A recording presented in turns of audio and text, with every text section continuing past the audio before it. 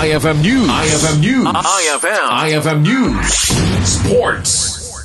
Pinili ti Galleries Tower ni Lamina as number 1 overall pick iti 2026 Premier Volleyball League Rookie Draft anaangay dilayeng rabii.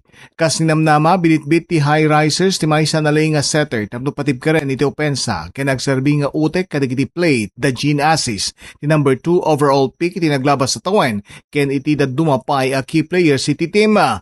Balon ni Lamina iti idatateng na iti Pro League iti solido nga resume kas 2-time UAAP best setter, 3-time champion iti 5 beses iti panagbadek na iti finals ken parte iti Alas Pilipinas pool.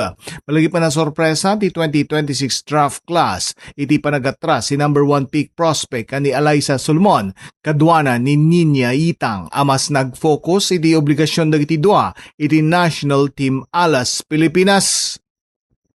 Para iti IFM Sports dahito ni Idol Joey C. Tatak IFM. IFM News. IFM News. IFM News. Sports.